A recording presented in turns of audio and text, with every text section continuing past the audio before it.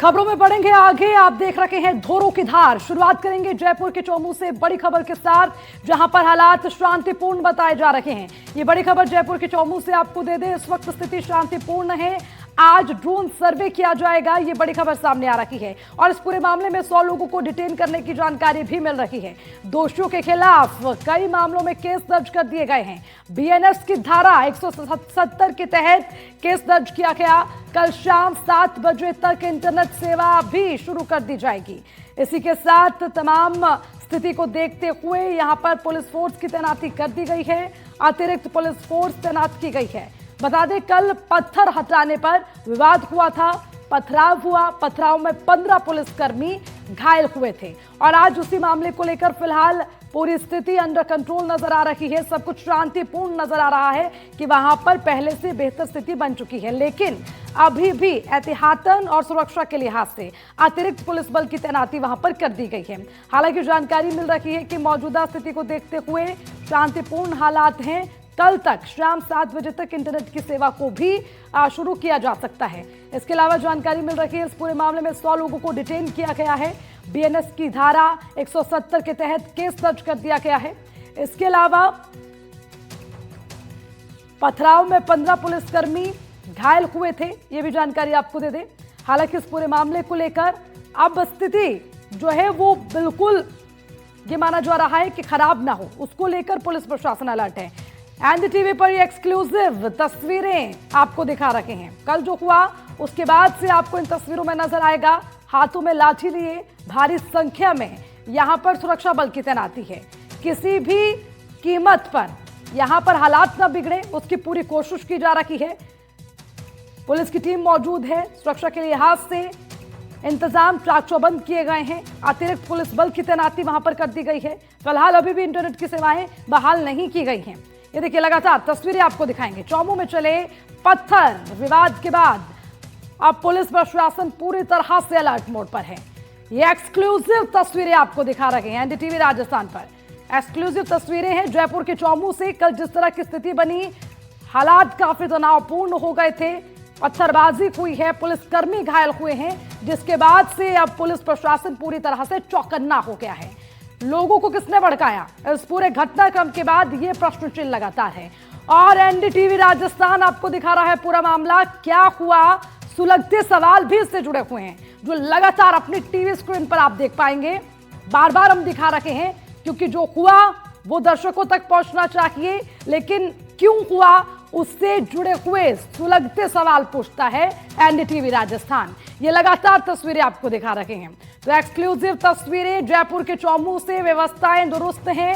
अतिरिक्त पुलिस बल की तैनाती कर दी गई है। मौजूदा हालात को देखते हुए सिचुएशन अंडर कंट्रोल है। और उसी के चलते जानकारी ये कि कल शाम तक इंटरनेट सेवाएं भी बहाल कर दी जाएंगी। लेकिन उससे पहले यहां पर जानकारी मिल रही है कि ड्रोन सर्वे होगा। ड्रोन सर्वे से भी कई बड़े खुलासे होने की उम्मीद है, क्योंकि फिलहाल 100 लोगों को डिटेन किया गया है। लेकिन इसके पीछे की मंशा क्या है, किस इंटेंशन से इस पूरे घटनाक्रम को कल अंजाम दिया गया, कौन है जो लोगों को भड़काने की कोशिश कर रहा था, किसने भड़काया, इसके पीछे की मंशा क्या, उसको लेकर लगातार जांच होगी। जयपुर के चौमू में हुई घटना को लेकर अब पुलिस जो है पूरी तरीके से अलर्ट मोड पर है। एक्स्ट्रा पुलिस फोर्सेस बुलाई गई है। लेकिन अभी जो है हालात स्थिर हैं और पूरे शहर के अंदर जो है आवागमन है वो अब निरंतर सामान्य होता हुआ दिखाई दे रहा है। इसी के साथ आज जो है ड्रोन सर्वे फिर से किया जाएगा। अगर कोई भी संदिग्ध व्यक्ति दिखाई पड़ता है तो उसे तुरंत पुलिस है डिटेन करेगी। मेरे साथ इस पूरे मामले को लेकर बातचीत करेंगे डीसीपी हैं। सर, जिस तरीके से देखा गया है कि एक बार फिर से जो कह सकते हैं कि इस तरीके की घटनाएं हो रही है और पुलिस जो है यहाँ पर पूरी तरीके से शांतिपूर्ण बनाने की कोशिश कर रही है। देखिए, जो परसों का घटनाक्रम है उसके बाद शहर में पूर्णतः शांति है।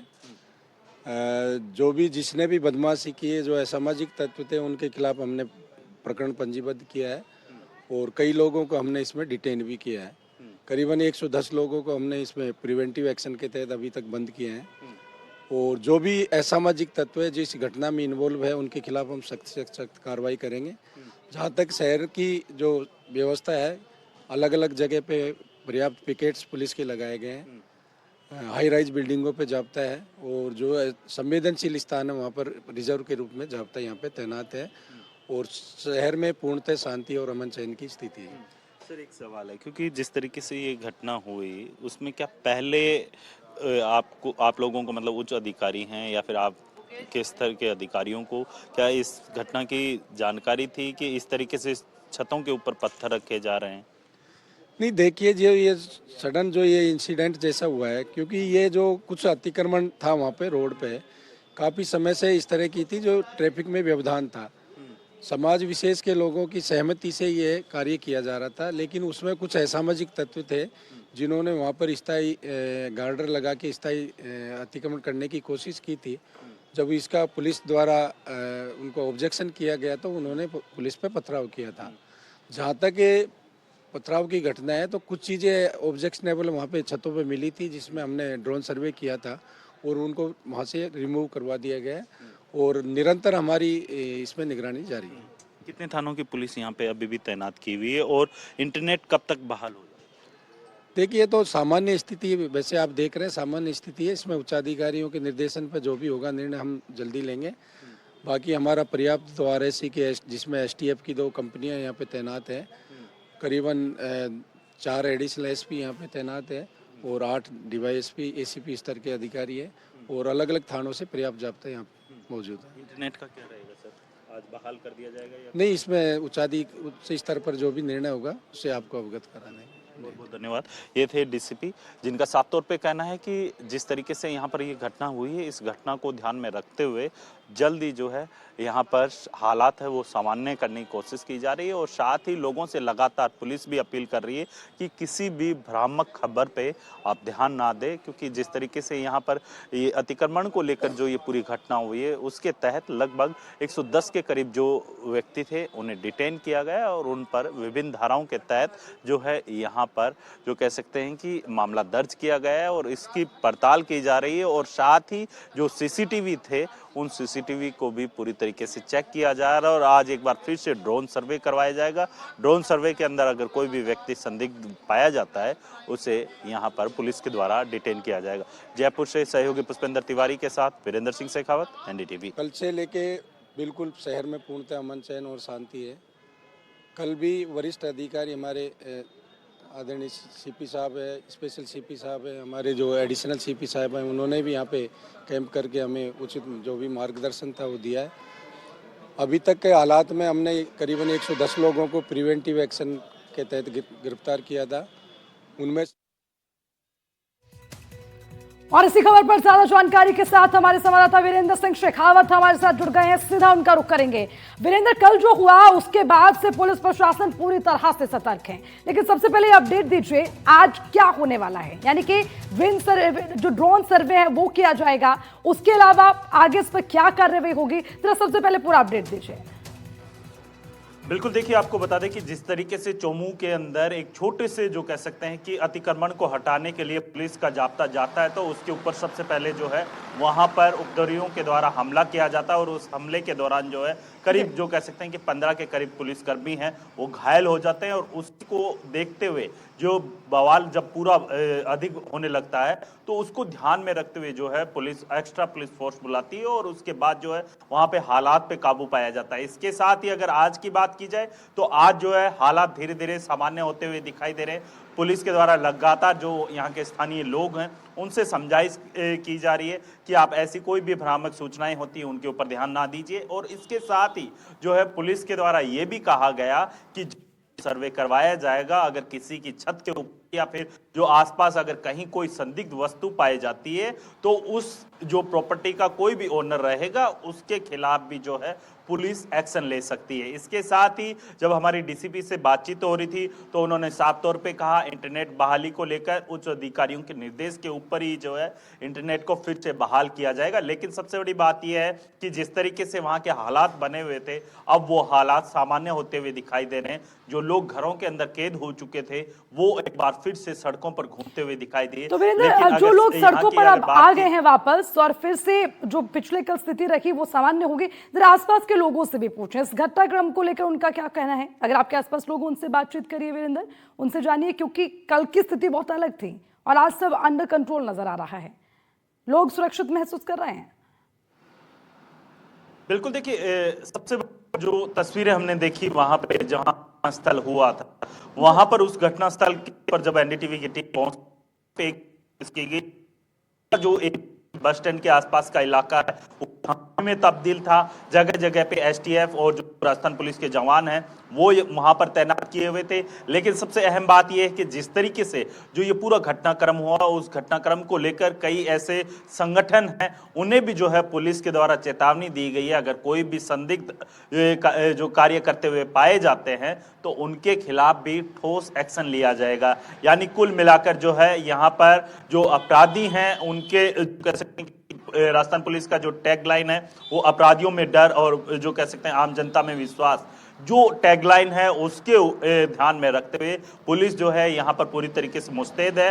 कोई भी संदिग्ध अवस्था के अंदर या फिर कोई भी संदिग्ध गतिविधि के अंदर लिप्त पाया जाता है तो उसके खिलाफ कार्रवाई होगी। और साथ ही जो है वहां पर लगातार जो है पुलिस की उनकी जो गाड़ियां हैं वो लगातार गश्त करती हुई दिखाई दे रही है। पुलिस के जवान हैं।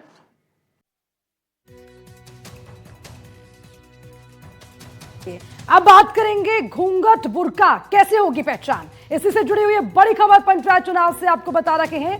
पंचायत आयोग चुनाव को लेकर, चुनाव आयोग की गाइडलाइन जारी हो गई है। पंचायत चुनाव को लेकर वोटर्स की पहचान कैसे होगी इसके लिए गाइडलाइन जारी कर दी गई है। घूंघट बुर्के हटाकर अब महिलाओं के चेहरे देखे जाएंगे। चुनाव आयोग ने पहले ही तय कर दिया कि अब किसी भी तरह से ढिलाई नहीं बरती जाएगी। वोटर्स की पहचान करनी है तो उसके लिए घूंघट और बुर्का हटाना पड़ेगा, महिलाओं के चेहरे देखने होंगे। पंचायती राज चुनाव की तारीख भी तय होने में अब कुछ ही समय बाकी है, यानी कि थोड़ा वक्त और लगेगा और उसके बाद वो भी तय हो जाएगा। लेकिन राज्य निर्वाचन आयोग अपनी तरफ से तैयारी पुख्ता करे हुए हैं। इसी कड़ी में आयोग ने मतदान दल गठित करने के साथ ही वोटर्स की पहचान भी सुनिश्चित करने के लिए निर्देश दे दिए हैं।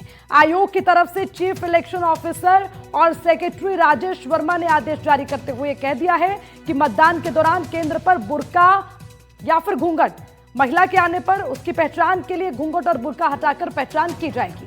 आयोग ने यह भी कहा है कि पोलिंग टीम के पीठासीन अधिकारी पर्दा हटाकर वोटर की पहचान और पुष्टि के लिए स्थानीय महिला कर्मचारी की मदद ले सकते हैं, क्योंकि अक्सर बुर्का हटाने, घूंघट हटाने को लेकर कई तरह के विवाद भी हमने देखे हैं। लेकिन उसके लिए भी चुनाव आयोग पहले से तैयार है। उन्होंने कहा है कि इस तरह की पहचान करने के लिए और वोटर की पहचान और पुष्टि के लिए वहां पर महिला कर्मचारियों की मदद दी जा सकती है।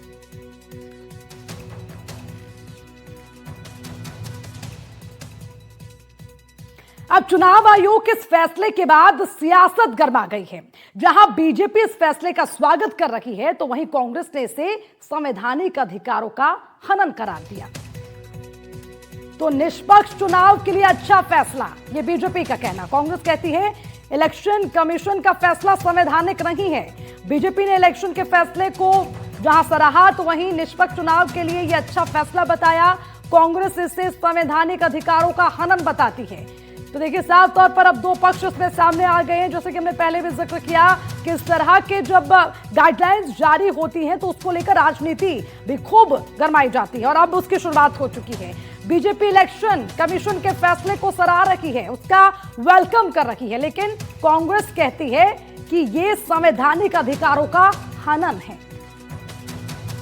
देश के निर्वाचन विभाग के द्वारा ग्राम पंचायत, पंचायत समिति, जिला परिषद के चुनावों को देखते हुए दिशा निर्देश जारी किए गए और दिशा निर्देशों के अंदर उन दिशा निर्देशों की पालना भी सक्षम अधिकारी के द्वारा अनिवार्यता लागू की गई है। इनके अंदर निष्पक्ष रूप से चुनाव हो, जिसको मताधिकार का उपयोग दिया गया है वो मताधिकार अपने सब विवेक के आधार के ऊपर करें, निष्पक्षता के साथ करें, कोई दबाव उसके ऊपर नहीं हो। इस तरीके की दिशा निर्देश निर्वाचन डिपार्टमेंट ने जारी किए।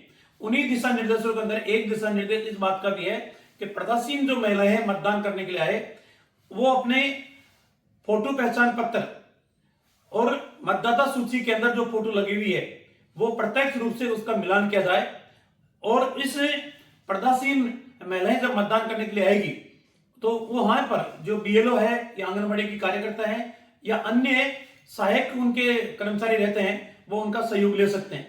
वास्तव में निष्पक्ष चुनाव कराने के लिए राज्य निर्वाचन आयोग के द्वारा जो निर्देश जारी किए गए वो काबिले तारीफ है और हर व्यक्ति के मताधिकार का उपयोग सही तरीके से हो यही निर्वाचन डिपार्टमेंट की प्राथमिकता है। दिशा निर्देश निर्वाचन डिपार्टमेंट ने जारी किए। उन्हीं दिशा निर्देशों के अंदर एक दिशा निर्देश इस बात का भी है कि प्रत्याशी जो महिलाएं मतदान करने के लिए आए वो अपने फोटो पहचान पत्र और मतदाता सूची के अंदर जो फोटो लगी हुई है वो प्रत्यक्ष रूप से उसका मिलान किया जाए। और इस प्रत्याशी महिलाएं जब मतदान करने के लिए आएगी तो वो वहां पर जो बीएलओ है या आंगनबाड़ी की कार्यकर्ता है या अन्य सहायक उनके कर्मचारी रहते हैं वो उनका सहयोग ले सकते हैं। वास्तव में निष्पक्ष चुनाव कराने के लिए राज्य निर्वाचन आयोग के द्वारा जो निर्देश जारी किए गए वो काबिले तारीफ है और हर व्यक्ति के मताधिकार का उपयोग सही तरीके से हो, यही निर्वाचन डिपार्टमेंट की प्राथमिकता है। और इसी खबर पर ज्यादा जानकारी के साथ शशि हमारे साथ जुड़ गए हैं, सीधा उनका रुख करेंगे। शशि, अभी बुर्का हटा नहीं, घूंघट उठा नहीं, लेकिन उससे पहले गाइडलाइन सिर्फ जारी की गई, उसको लेकर अब सियासत होने लगी है। विपक्ष इस पर सवाल उठा रहा है। क्या माने सियासी रोटियां सेकनी शुरू हो गई हैं इस गाइडलाइंस के बाद? देखिए, अभी सियासी रोटियों का तो पता नहीं चलेगा क्योंकि अभी रोटी तवे पर आई नहीं है, लेकिन ये बात सही है कि ना घूंघट हटा है ना बुर्का हटा है।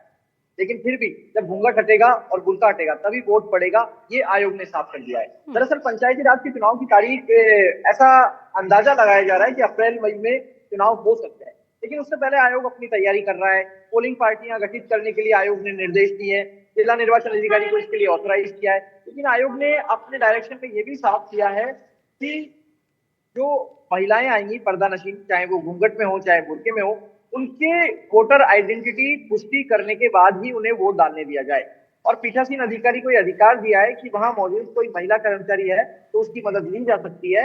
आयोग ने ऐसा नहीं कहा है कि पीठासीन अधिकारी ही भले पुरुष हो तो भी वो चेक करेगा। उन्होंने कहा है कि अगर कोई महिला मौजूद है, हमारी बात हुई राज्य निर्वाचन आयुक्त राजेश्वर सिंह से, तो उनसे पूछा गया तो उन्होंने कहा बीएलओ के रूप में कई कर्मचारी मौजूद रहते हैं, आंगनबाड़ी के कर्मचारी मौजूद रहते हैं, तो उनसे मदद ली जा सकती है। हालांकि इसी आदेश में एक लाइन ये भी लिखी है कि यथासंभव पोलिंग पार्टीज में महिला कर्मचारियों की ड्यूटी ना लगाई जाए। मतलब दूसरी जगह से पोलिंग पार्टी भेजी जा रही है तो उसमें महिला कर्मचारी नहीं रहेंगी, लेकिन जो मौजूद मौके पर है बीएलओ, आंगनबाड़ी या दूसरे कोई विभाग की कर्मचारी जिसकी इलेक्शन में वहां पर जिम्मेदारी रहती है वोटर्स की मदद के लिए, वो पर्दा नशीन महिलाओं का चेहरा देके वोटर लिस्ट से, जो फोटो युक्त वोटर लिस्ट है उससे, वोटर आइडेंटिटी कार्ड से या उनका कोई जो ऑफिशियल आईडी कार्ड है, जो 12 पहचान पत्र आमतौर पर निर्वाचन आयोग अनुमति देता है कि ये दिखा करके आप वोट डाल सकते हैं, उनमें से कोई सा भी आईडी कार्ड हो उससे फोटो मिलाएं और फिर उसके बाद वोट डालने दें। हालांकि कांग्रेस ने इस पर ऐतराज जताया है। कांग्रेस की जो महिला कांग्रेस की प्रदेश अध्यक्ष सारिका सिंह, उन्होंने कहा है कि आयोग, भारत का जो संविधान है उसका अनुच्छेद 15-16 स्वतंत्रता समानता के अधिकार देता है। बिल्कुल। शशि मोहन, देखिए कांग्रेस कह रही है, शशि मोहन कांग्रेस कह रही है कि ये तो संवैधानिक अधिकारों का हनन हो गया। कांग्रेस इसको संवैधानिक अधिकारों का हनन करार दे रही है। वहीं विपक्ष ये भी कहता है कि निष्पक्ष तरीके से वोटिंग होनी चाहिए। तो ये क्यों, यहाँ पर क्या लगता है कि डबल स्टैंडर्ड गेम खेल रहा है विपक्ष? अभी गाइडलाइन जारी हुई नहीं, इसको संवैधानिक अधिकारों का हनन करार दे दिया। इसको डबल स्टैंडर्ड तो कहना जल्दबाजी होगी, लेकिन ये कांग्रेस का नजरिया है। कांग्रेस को ऐसा लग रहा है कि ये पर्दा नशीन क्यों जिक्र किया गया है। क्या ये किसी वर्ग विशेष के या किसी क्षेत्र विशेष के या किसी पंचायत विशेष के जो वोटर हैं उनको टारगेट करते हुए ये आदेश जारी किया गया है कि उन्हें अपना चेहरा दिखाना होगा, या आयोग को, राज्य निर्वाचन आयोग को ऐसा लग रहा है कि कुछ जगह फर्जी मतदान हो सकता है, घूंघट की आड़ में उस फर्जी मतदान को रोकना होगा। ठीक है शशि, बहुत बहुत शुक्रिया आपका तमाम जानकारी के लिए। बढ़ेंगे आगे। डीग से बड़ी खबर, डीग में पानी की किल्लत पर विधायक के तेवर तीखे हो गए। विकास रथ के जरिए कामा में लोगों से रूबरू हुए। लोगों ने विधायक से पानी की शिकायत की। मौके पर जल विभाग के अधिकारी से जवाब तलब किया गया।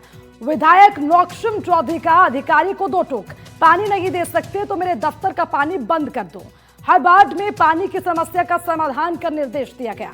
अब देखिए, जहां लोग एक तरफ पानी की समस्या से जूझ रहे हैं तो वहीं इसी पर तीखे तेवर विधायक साहिबा के नजर आए। उन्होंने साफ तौर पर कहा कि पानी की समस्या खत्म होनी चाहिए और अगर खत्म नहीं की जा सकती तो मेरे दफ्तर का पानी भी बंद कर दो। हर वार्ड में पानी की समस्या का समाधान होना चाहिए, इसके निर्देश दिए गए हैं। और ये कहना है विधायक नौक्षम चौधरी का। उन्होंने अधिकारियों को दो टूक कह दिया, या तो पानी दीजिए या मेरे दफ्तर का पानी भी बंद कर दीजिए। हालांकि उसी के साथ हर वार्ड में पानी की समस्या के समाधान के निर्देश भी दिए गए। अगर आपके स्तर पे ये ठीक नहीं होता है तो मुझे बताइए, पर किसी कस्बा वासी को ऐसा नहीं लगना चाहिए कि 6 दिन 8 दिन में पानी आ रहा है।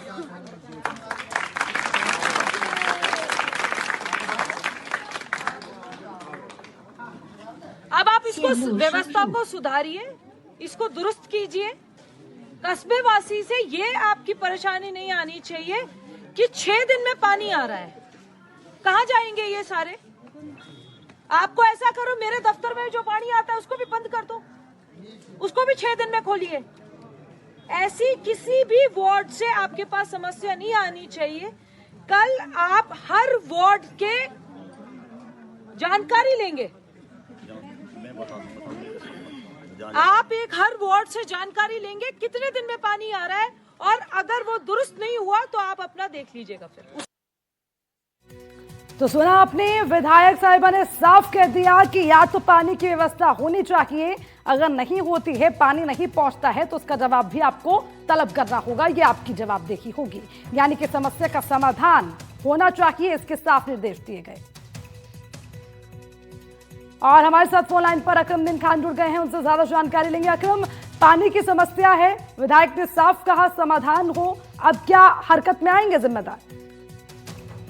बिल्कुल अर्चना, जिस प्रकार विधायक ने जो अपने तीखे तेवर दिखाए कहीं ना कहीं, और डायरेक्ट जनता जनार्दन के सामने ही मोबाइल फोन से फोन कर बातें किए, साफ दिख रहा है कि उसमें चेतावनी दे रही है कि अगर 7 दिन के अंदर या प्रतिदिन वार्डों को चेक नहीं गया और पानी की किल्लत को नहीं मिटाया गया तो कहीं ना कहीं उनके ऊपर कार्रवाई की जाएगी। और यह भी कहा है कि नौक्षम ने कि अगर जनता को पानी नहीं दे सकते हो तो मेरे दफ्तर पर भी पानी मत भेजो। पूर्व में भी देखा है विधायक लगातार क्षेत्र का दौरा कर रही है और जनता जनार्दन से सीधा मुलाकात कर उनकी समस्याओं को हल कर रही है। और साथ में 2 वर्ष राजस्थान सरकार को पूर्ण हो गए हैं और विकास को लेकर भी विधायक ने जनता जनार्दन से चर्चा की थी, लेकिन जब उनसे समस्या पूछी गई तो समस्या पर तमाम जानकारी के लिए।